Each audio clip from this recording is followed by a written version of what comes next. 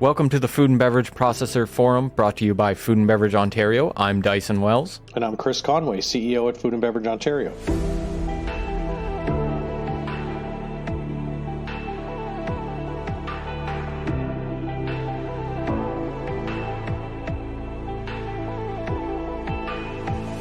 Coming up on today's show, growing the next generation of industry leaders.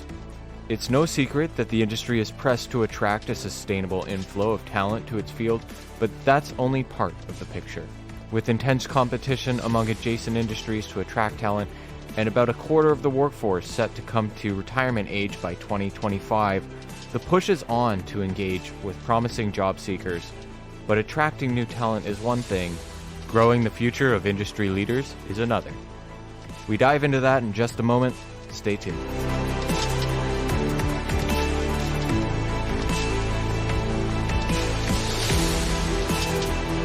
Chances are, if your career path has led you to a leadership position in your organization, as is the case with many of our listeners, then you know it's not a path you walk alone.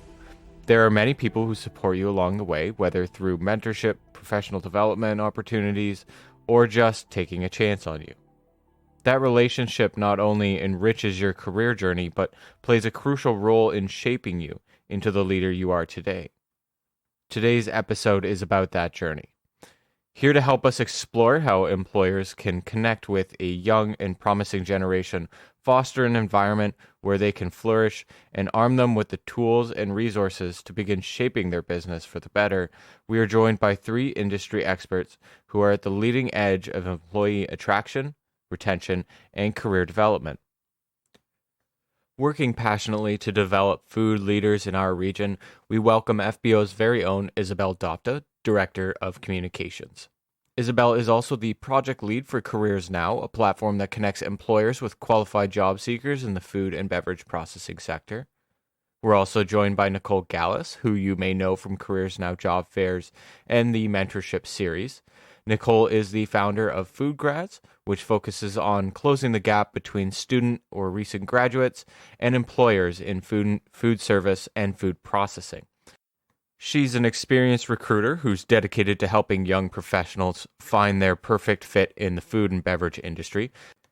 Nicole's enthusiasm for empowering the next generation of leaders and her deep understanding of the recruitment landscape make her an invaluable resource for both employers and job seekers.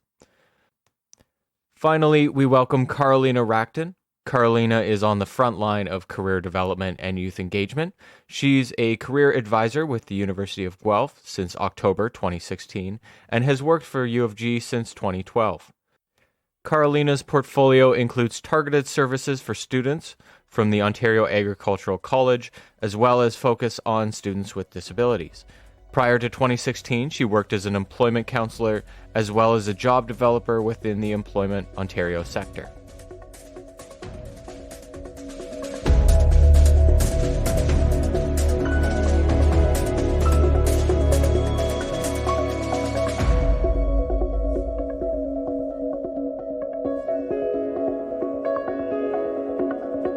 With the introductions out of the way, let's dive into our first question for the panel we have today. What values do young job seekers bring to businesses in the food and beverage processing industry?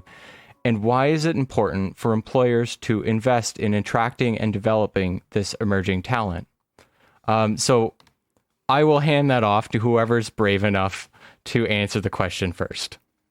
I can go ahead Thank first. you, Nicole. Yeah.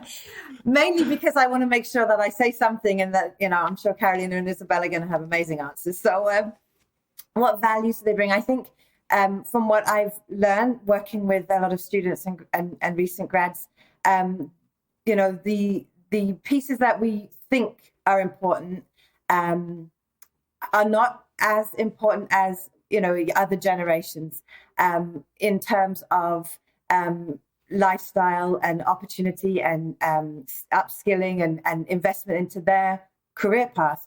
And so I think, the values that they bring are they want to make an impact. They want to be part of the decision making and part of the strategy. So to put them in a role and leave them there and not really give them the full picture of how their role potentially impacts the entire organization, I think is a missed opportunity, because they really like understanding how they can support the business overall and why they're there, their purpose. I know that word is thrown around a lot, but it's thrown around because I think it's valid. And, there's so much work to do in the food and beverage industry in terms of, nutritional food and, environmental impacts, sustainability. And it's such an amazing opportunity to bring young people in with those pieces in mind, to tell them how they can make an impact, to show them the path that they can take. Yeah, that's an interesting point, that you do have to recognize that you have to kind of I was going to say to treat them differently. That's absolutely not what I'm saying. But you do have to recognize that they are a different demographic within your workforce. Their values, as we've kind of discussed on and off again throughout this podcast, is that their values are slightly different from, your workforce that may be in a different generation. You can't treat them all as one employee, really. So great point. Thank you, Nicole. I was just thinking, Dyson, also, it's Isabel here, about the multi-generational workforce. Like, we know right now that there are five generations in the labor force, and that is the same case for the food and beverage processing industry. Each generation has different perspectives on what they value in the workplace and what they can contribute to the workplace. And each generation really gives to our industry. And so it's very important to understand, like with young talent, how can we attract them and what will keep them so that they're retained in a role in our industry for hopefully their entire career. And, that really takes understanding the younger generation. We have to do our research to make sure we know exactly what they need to feel that they can succeed in a role. But it's also finding ways to communicate. Like with Careers Now, we do a lot of work on social media, as you all know. And the reason we do that is because that's the way to reach a younger audience. Sure, Nicole generously goes out and meets with students directly in person, but we also have to reach them through the means that they like to communicate. And so that's where we're talking to them on social media. When it comes to like another demographic, let's say new Canadians, we may not be reaching them there, but we have to be sure with Careers Now that we're really tailoring our strategies and our engagement strategies in ways that, young talent want to be reached. And, fundamentally, we've got to do this because with young talent comes great ideas, fresh ideas, new innovation, new technology, new solutions, and often like excitement, right? And enthusiasm. And just love that about what Careers Now is doing and trying to connect to those folks. Yeah, we definitely have a stack deck here to sing the praises of Careers Now. And that 100% was intentional on my part.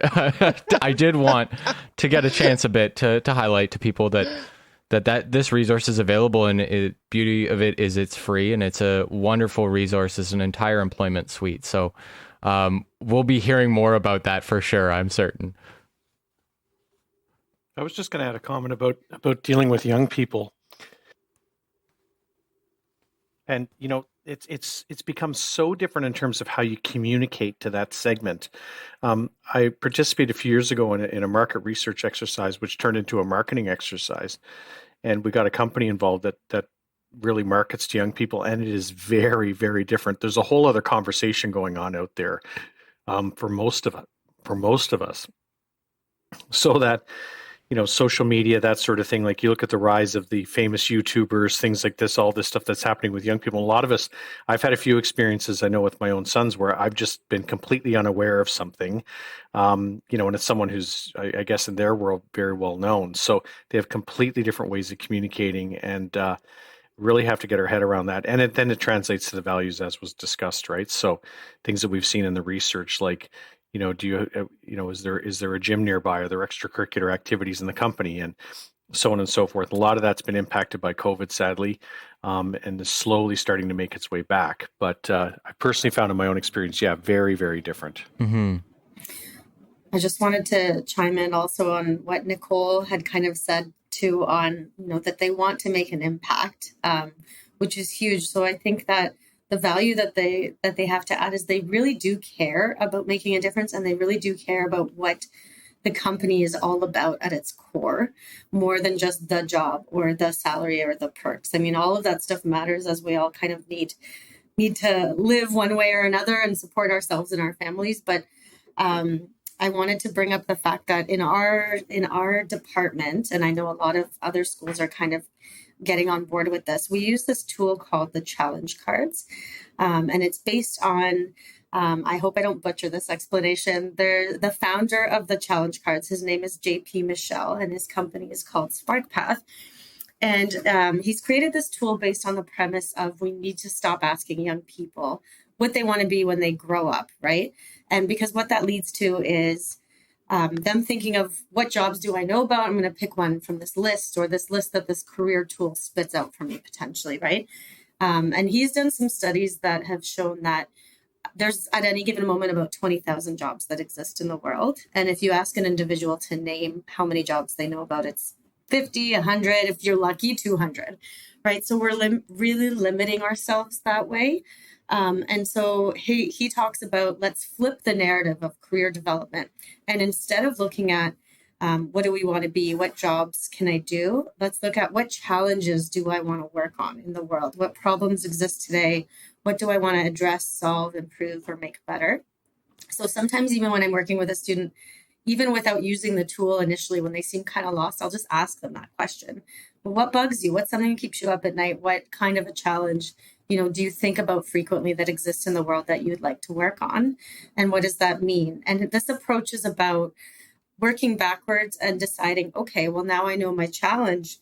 Then how can I work on this? What are the possibilities? So we look at what companies work on these challenges, and working backwards from there, okay, what jobs exist within these companies and allow me to work on these challenges? And in what way does that fit with my skills, as my values and so forth, my interests? So it's a way that from the get-go, you feel connected to what you do. There's a purpose behind it, regardless of the job title. And it's also preparing for the future of work, because as we know right now, jobs are coming and going faster than ever.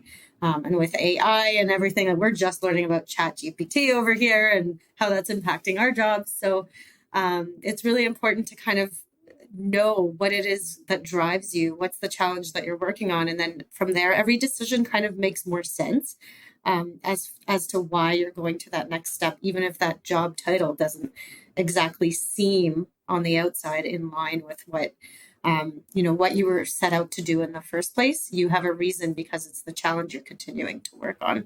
So I just wanted to, that really resonates with students. I would say when I tell them about the different tools that we have available that they can access, they really do gravitate to the challenge cards tool and to uncovering their challenges and then learning about how to do that research and find out about those companies and so forth. So I think on the flip side, companies need to do a really good job at talking about, here's how you make a difference through the individual job that you do, regardless of the job. Here's how you contribute to sustainability or climate change or whatever the challenge might be that that individual is interested in. Mm-hmm. So that's excellent. So I guess I kind of had another question. I'm reading it and I'm wondering whether it's a fair question because it's kind of loaded. This is a big topic, so I really did struggle. I have probably 20 questions that I listed out, and there's no way we're going through it. But my second question was kind of looking towards, the job seeker side of things, and wondering what kind of skills and attributes they should be looking at to bring towards the industry. What kind of attributes would an employer be able to identify out of these individuals to identify them as potential leaders, as well as how can employers then cultivate these skills? So I guess it's kind of a three-parter, really. How do you identify a leader that may be in your organization, maybe you're just hiring them? How can job seekers maybe attain these kind of skills or learn to acquire these kind of skills? And then finally, how do employers help foster those skills so that they can grow into potential future leaders. So I mean, feel free to pick one or three. But why don't we keep the order for this question, and we'll go to Nicole first. So just get your thoughts on this.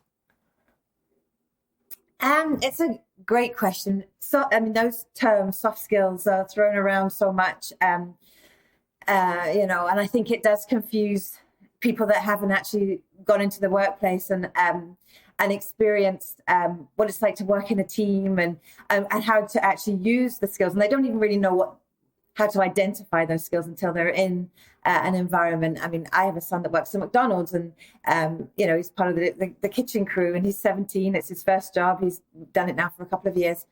And I keep saying to him, you don't realize the skills. Like, he'll say, oh, I had a really interesting customer come through today and say this. And I said, well, what did you say back? And I said, good for you. That's conflict resolution. I mean, why anyone goes to McDonald's and has a complaint to the kids, behind the window, I have no idea. But, at the end of the day, I think it's those types of skills that they need. I'm working with a lot of co-op students right now and seeing how they work with each other, how they take direction, how they use downtime. Do they use their initiative? Will they ask for more work if they're like, well, I'm waiting on something, but no one told me what to do next, so I'll just sit here and wait till someone tells me what to do next. So it's like, use your initiative. We've had meetings, so what we're doing, the broader scheme of things. So are you thinking big picture on how you can jump in? So it's really how they can identify those different skills and name them, I think. And I think employers are very interested in bringing on young people that have those skills. Emotional intelligence, empathy is huge. I think understanding when you're in a team, you mentioned identifying leaders, and I personally think empathy is probably the best trait that a leader can have. You can get so much out of a team. Everyone's different. So just because someone's quiet in a meeting doesn't mean that they don't have great ideas and can contribute, but it's like, how do you get those ideas out of them? How do you make them feel part of the conversation, and how do you draw that out? So I think a lot of that is experience. It does come with experience, I should say, but you can definitely see those pieces in young people when they join, how empathetic they are, how they listen, their listening skills. I don't know if that truly answers the question, but that's my 2 pennies I think that worth definitely on that. does give a bit of insight on what to look for in those soft skills. And it's also one of those important reminders that, when inevitably you're going to get a resume, and it's not going to be, I have like 5-10 years experience already working in the industry. You're going to see, especially with the younger generation, what would be perceived as not relevant necessarily in the specific field, but absolutely relevant to your team when you bring them on. So that's a good tip, is to have a look at that, and then during the interview process, see what kind of qualities they bring forward.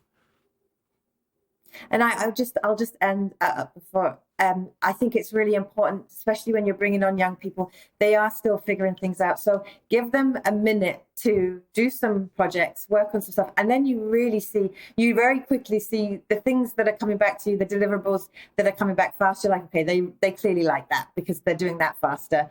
They're not working on that. So that's obviously, even though they said they could do it, and maybe they said they liked to do it, they didn't really realize what it was. And so people gravitate to what they like doing. And so I think that's important to allow them to show you what they're good at. Give them some projects, part of their onboarding. I think that's really important. If you can give them a couple of projects and ask them what project they want to work on, and then you can really see where their skills are and then hone in on those. And then you get the best out of your workforce that way. Mm-hmm. I would just add, I love the aspect in this industry of on-the-job training.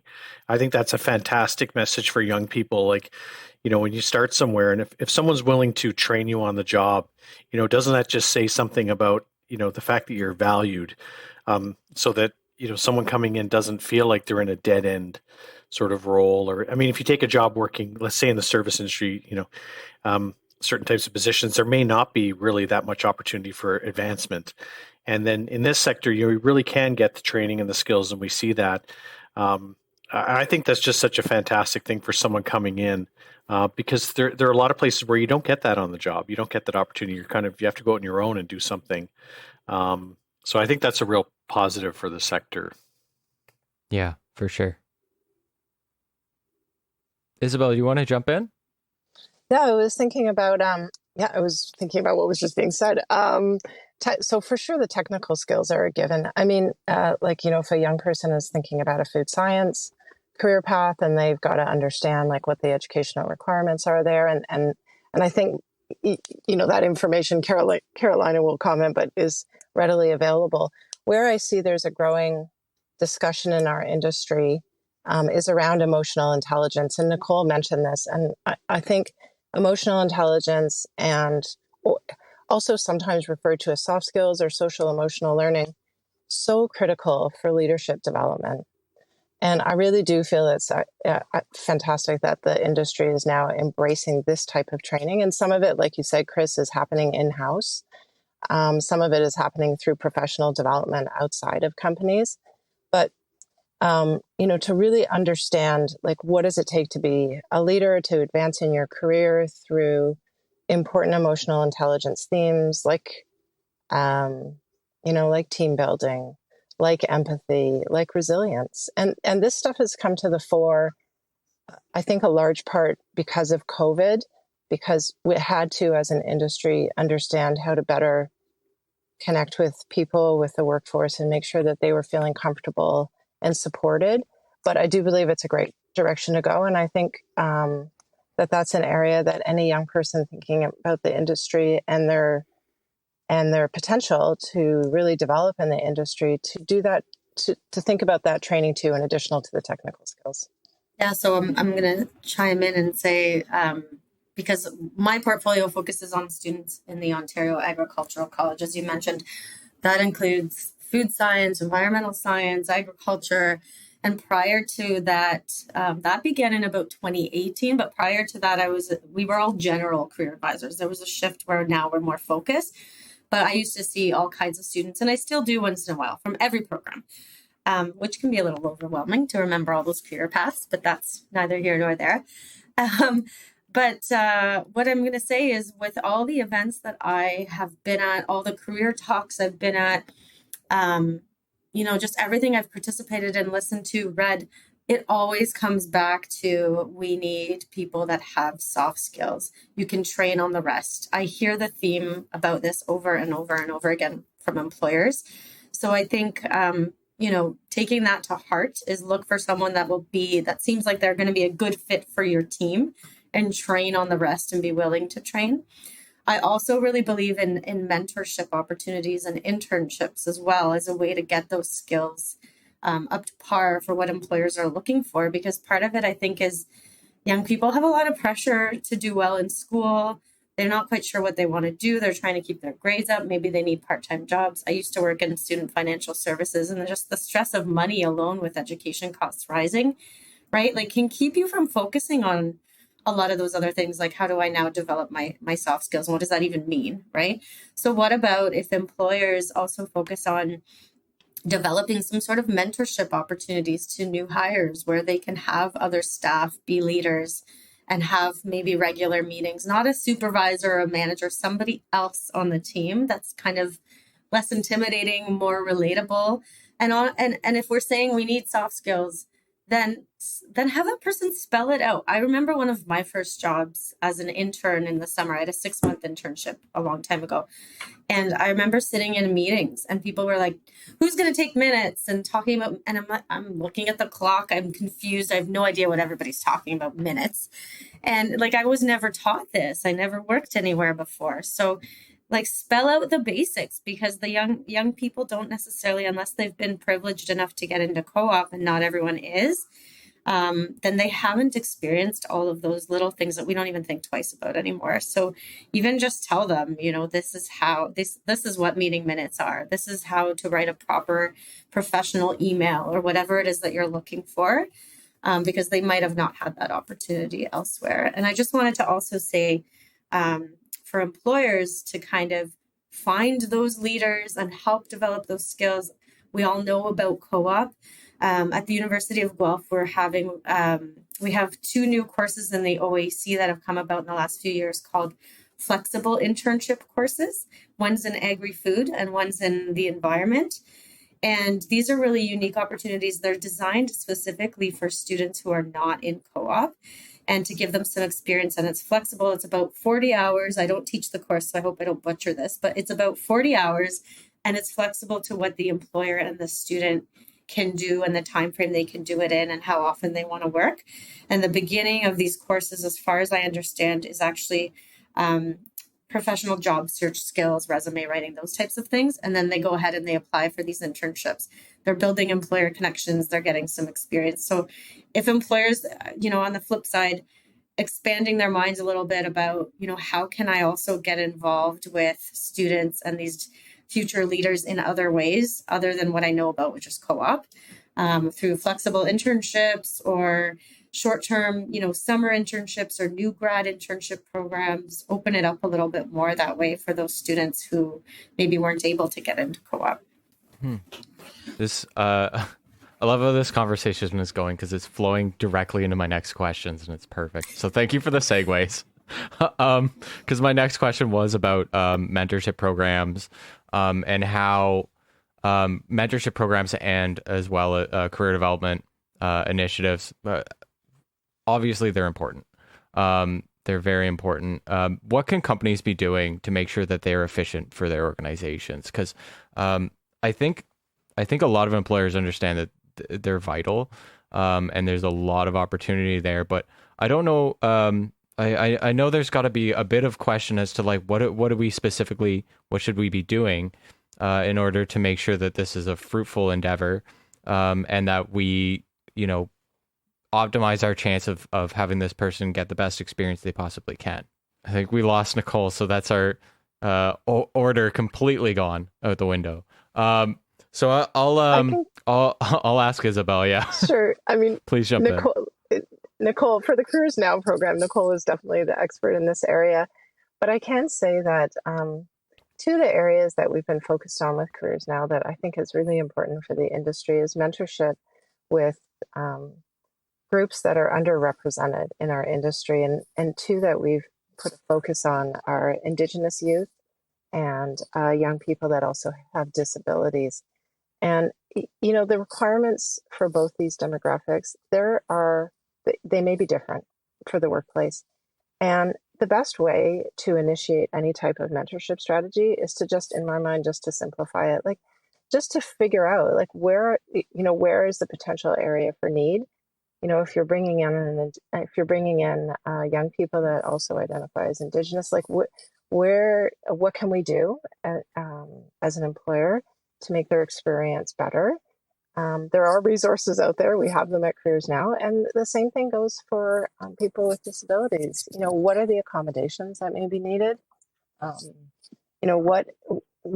Who can we work with? Like, who's an expert in the field of supporting individuals that have disabilities in the workplace? And what can we learn from them? So, and I think that basically it's just have the conversation. Just sit down and have the conversation with your new hires and make sure that you understand what their needs are, and then make a plan to deliver. Mm-hmm. That's a great point. And the part especially with working with individuals with disabilities rings so true. I remember that my first job, I worked for someone who was visually impaired, and of course, during my interview, I completely shaved, clean cut, all that kind of stuff, walked in, and 2 things happened. One, he says, I have 2% vision, and I'm standing there going, I shaved. Great. And 2, he mentions that he had a very rockin' mustache. So absolutely pointless. But to the point was that when I started working with him, the way that he worked, especially when it was communications and talking to him, he used a screen reader. And that was an amazing way to assess what was written, what was being communicated that I had never clued into before. And it's something that I carry over to this day where I'll write something and I'll have the computer read it back to me to make sure that it sounds coherent and that it flows smoothly. And it's just an absolutely different way of going about things that I otherwise wouldn't have really known about. So you really can bring adaptive new ways to doing business that can completely change things for the better. I was just going to add a comment. A number of years ago, I sat on the AODA, one of the stakeholder groups for the accessibility legislation. And what surprised me when we really got in the discussion, it was a large stakeholder group, like there were 40, 50 people in the room at any given time, was just how far-reaching disability can be. So it's not something that's evident in some cases, so you really do have to have that discussion and better understand. And for me, it was a learning process sitting in the room and listening, because people would make comments about things. I mean, you've got auditory, in some cases, or visual, or, and so on. And as we got further in discussions, I personally learned a lot about that. So I think, someone's perception sometimes of what's a disability is not necessarily the case. So, so I think people really we all need to educate ourselves. Mm-hmm. I've thought about this a lot. I feel like we're getting on a different topic, but it's a good one. One thing I just wanted to say, going back to, what can we do? Like on the note of disabilities, on the note of an effective mentorship program, just ask what people need. It's not that hard, but we forget that, I think, in a lot of cases. We try to do, research and like high level thinking and hiring.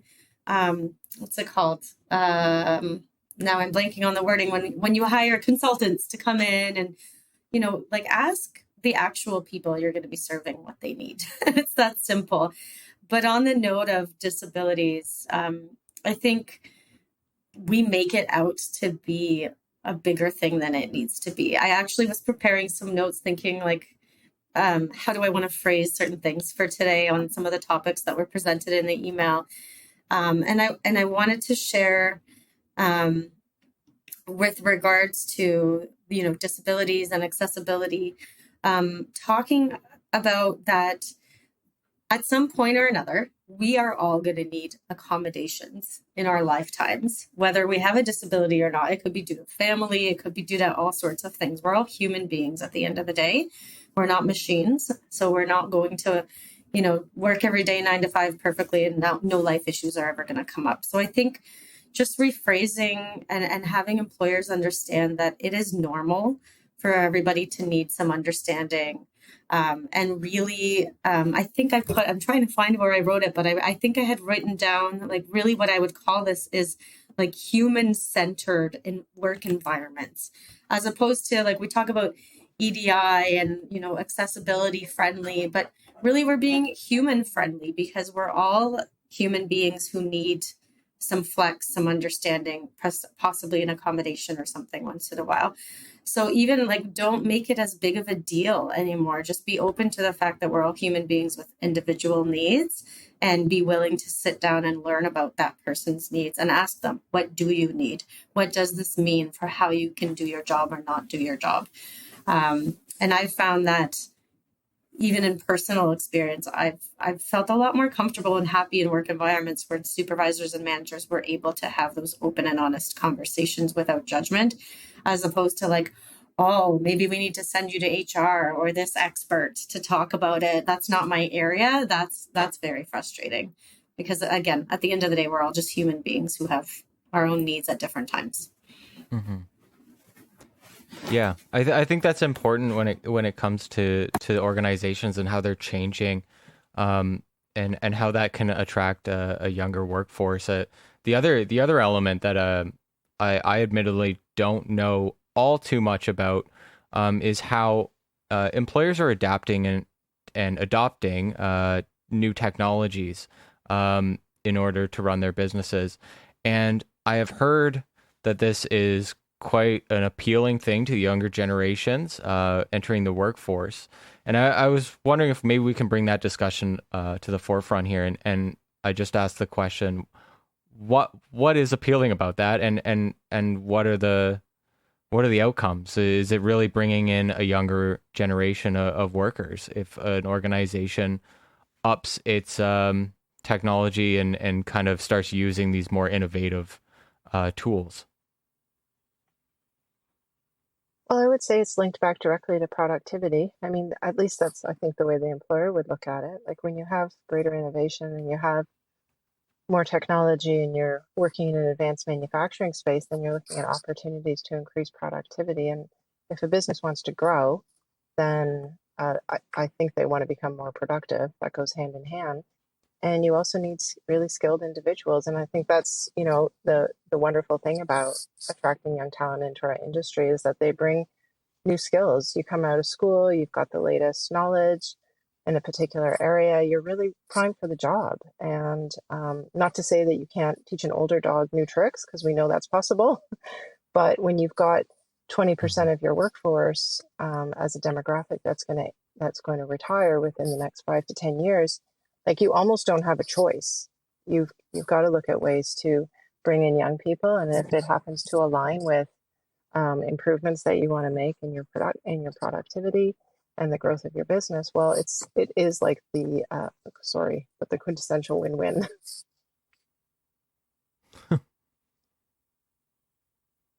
I would agree. I just had a comment about, one of our studies we had that talked about robotic palletization and how it ended up being a kind of a recruitment tool.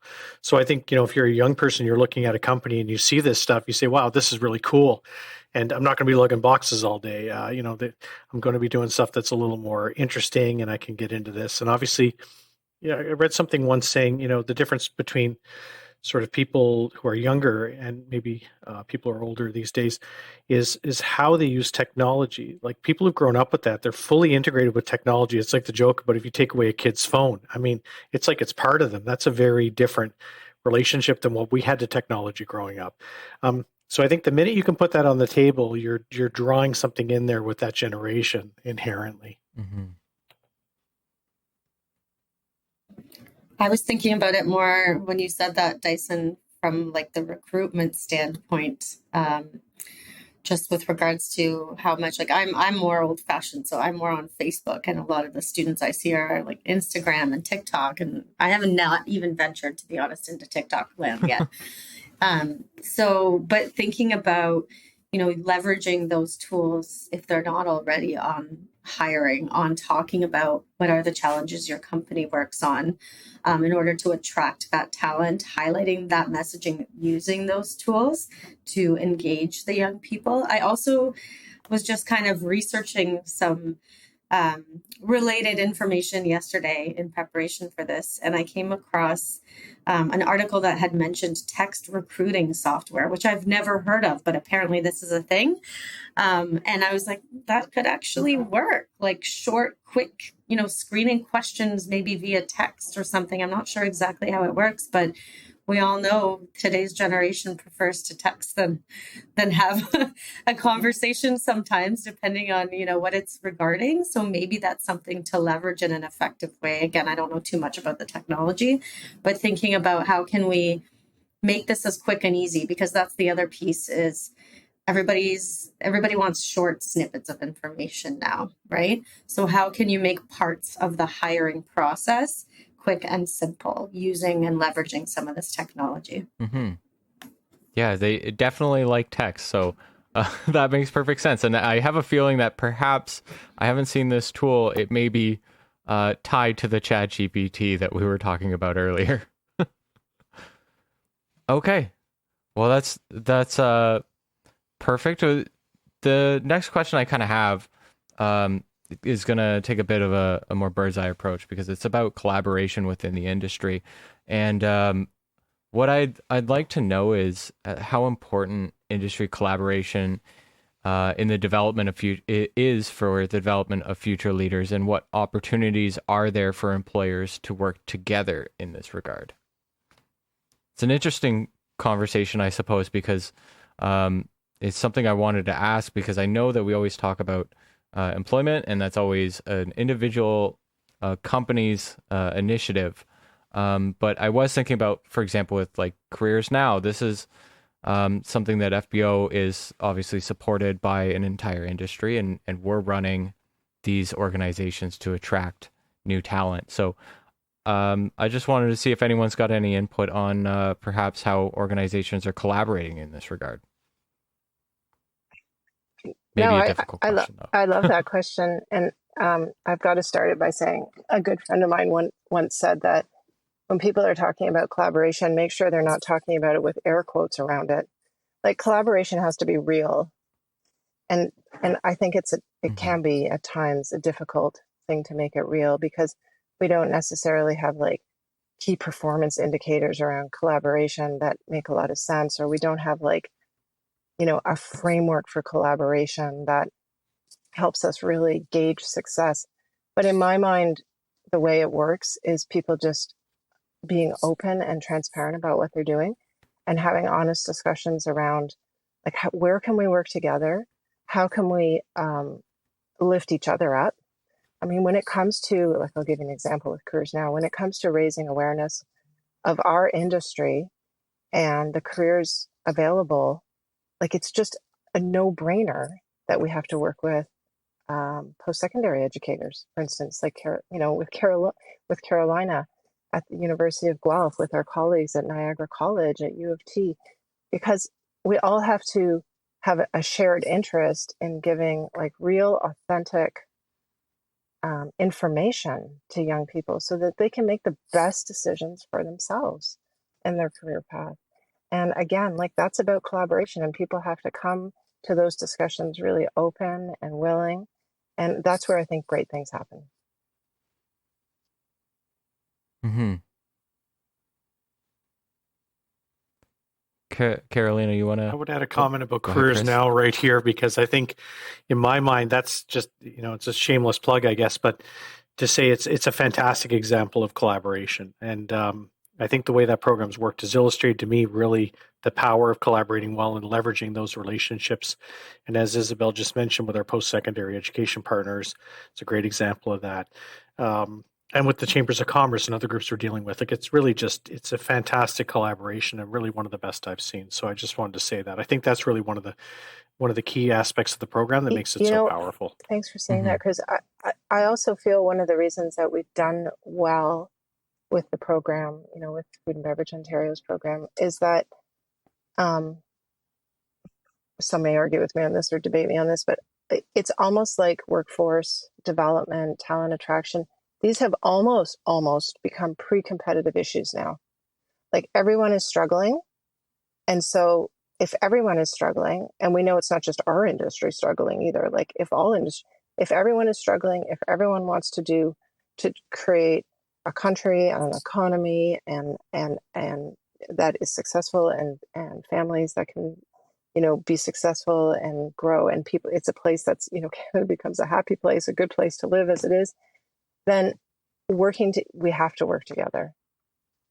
Like there's not the competitive piece as much. I really find that with Careers Now, like people recognize we need to work together and attracting young people and making sure that we're connecting with them in a way that is relatable and resonates, and then work with the stakeholders, like the educators as an example, with the other nonprofit associations that are involved in workforce, and make sure that we're all pulling in the same direction for the benefit of the next generation of people working in the industry.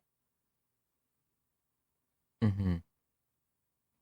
It really does help make the industry more attractive, I think, when they start seeing that, and they see that for sure.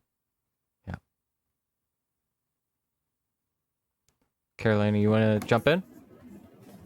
Yeah, my only comment here would be like, I think that with separate organizations, employers collaborating, I'm thinking of job fairs, I'm thinking of Careers Now. I think we've touched on this already, but it is such a great way to attract people to the industry, because then students, young people are able to see the vast array of opportunities that exist, and again, going back to what I said about, the challenge mindset and thinking about what challenge do you want to work on, seeing that there's opportunities to tackle their challenges they're interested in such a variety of ways and a variety of challenges.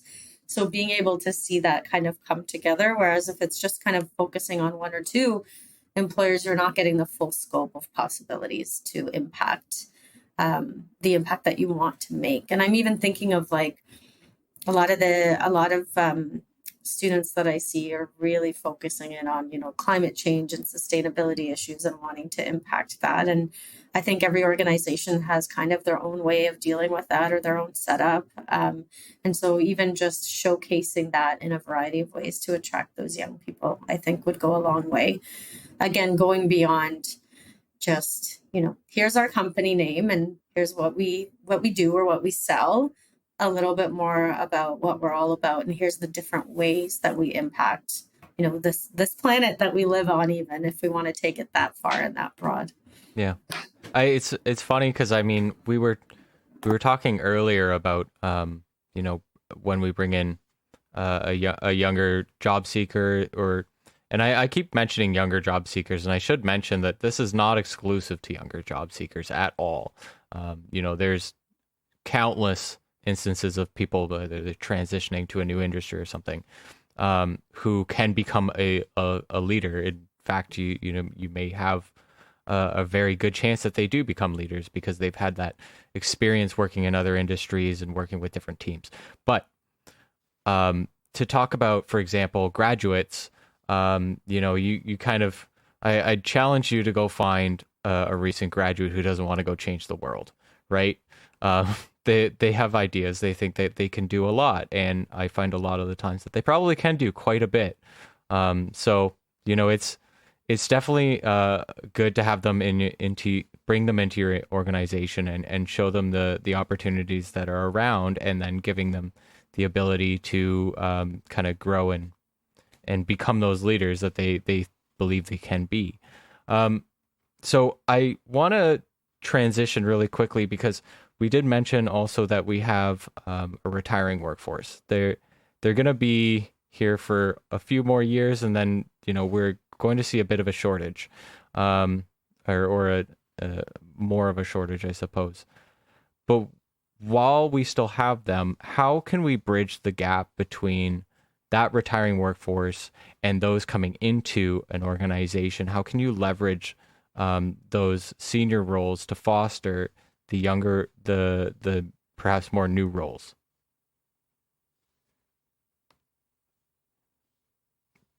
And just so everyone knows, Nicole has some tech issues, and she did run the Careers Now mentorship series. So I would have been jumping back to her on that one. But I do know we have a wealth of experience on this panel still, which is very, very fortunate. So, Carolina, why don't we go with you first on this one? Sure. Yeah, no, what came to mind was, again, that the mentorship piece, get them involved in mentorship. I think, I can't speak for everyone. And it's funny because I'm kind of like halfway into my career and I consider myself still pretty young and relatable. But then when the students start talking about TikTok and stuff, I realize how old I actually am compared to them. But I feel like I'm one of these people that wants to make an impact, and that, the yearning for flexibility and work-life balance, real work-life balance with jobs really matters to me. And so anyway, I'm digressing.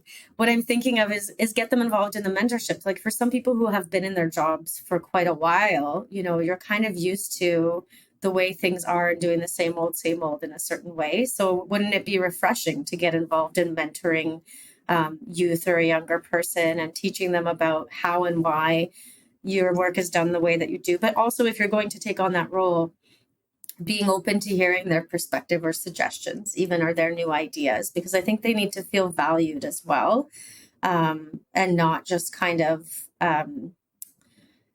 undervalued, or like they don't know anything because they're new, because they do have that unique perspective on kind of technology or new ideas on how to, target products and services to youth. So I think if you're going to get some of those workers involved in the mentorship piece. You need to maybe do a little training or something with them to make sure that they're open to hearing the perspectives of the younger generation as well, and that it can be like a real respectful two-way conversation. I think that would be a great way to make use. And I think that for somebody that's been in their role for a long time and feels like they're the expert in whatever it is that they're doing, that'll feel really good too, to give back and share all their wealth of knowledge and all their expertise and feel even more valued in their own roles for the most part. So I think it would be good for both sides. Mm-hmm. Yeah, that reassurance must go a very long way. I would agree with that completely. What Carolina said about it's really a discussion around mentorship and just professional networks being developed within a workplace. So, if you have an older generation who may be more senior and they probably have different priorities. I think the research tells us they certainly look at their job a little differently.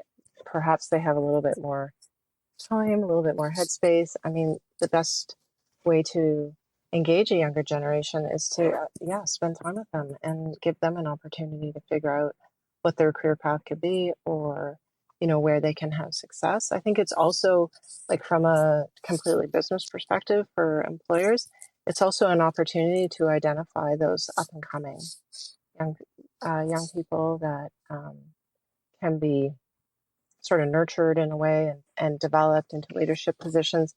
So not only is it the right thing to do in terms of building a really healthy and robust workplace culture, it's also a good thing to do for employers in terms of identifying future leaders. Mm-hmm.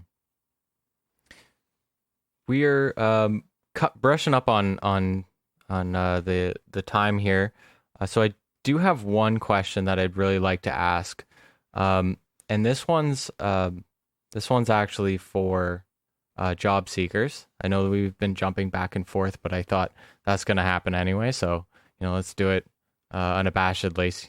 So, what kind of advice would you give to job seekers who are interested in pursuing a career in the food and beverage processing industry?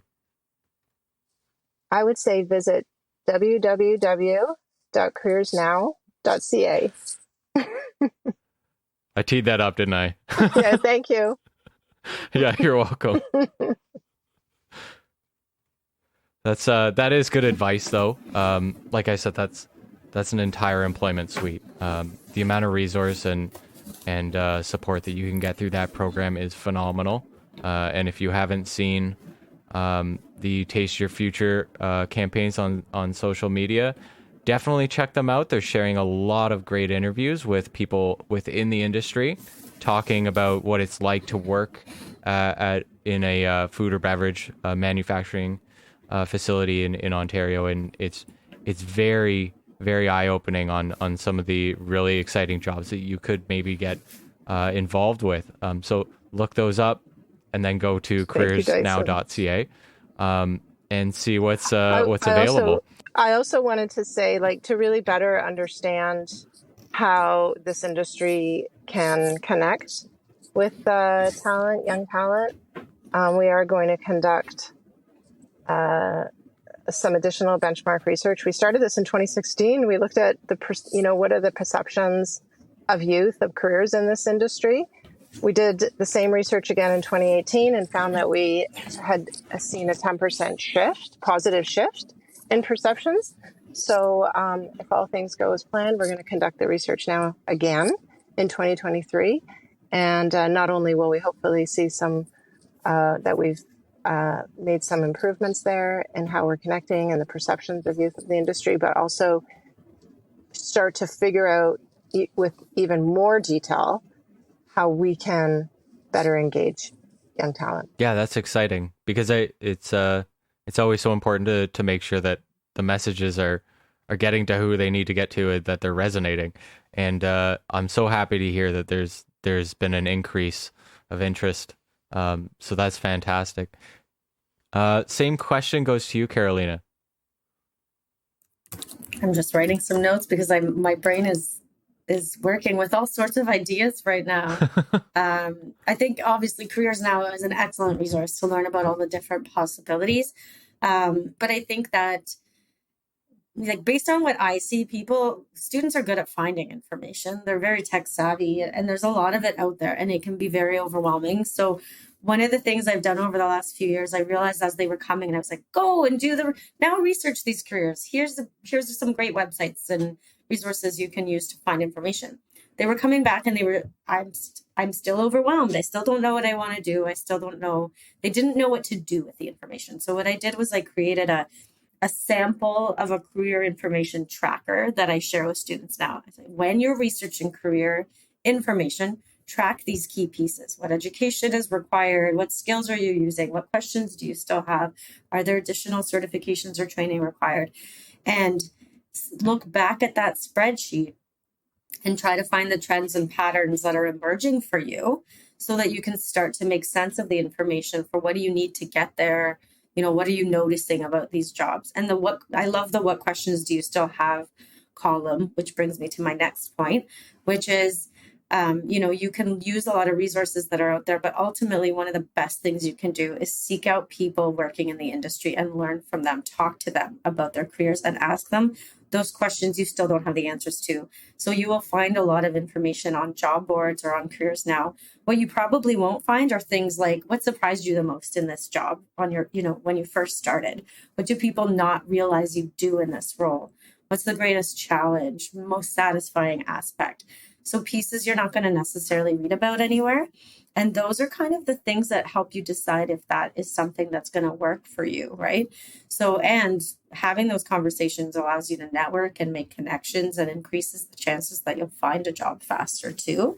And allows those organizations to find those emerging leaders as well at the same time. So we call it informational interviewing, having conversations with people who work in the field for the job you're interested in, and go and seek them out.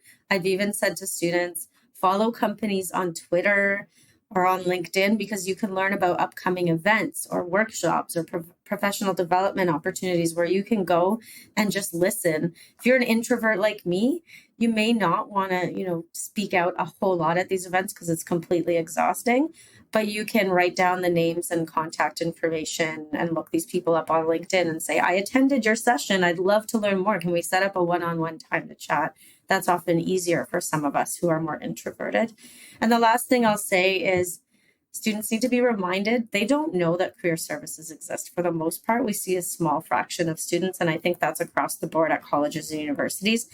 So making use of these services sooner, because again, it comes down to they just can't wrap their heads around what steps they need to take to decide if a career path is right for them. And that's where we come in. I always tell students, I don't know everything about every job. I'm learning every day. I haven't worked in all these roles, and students come, I'd say like at least once a month, somebody asks me about something I have no idea and I've never heard of that job before.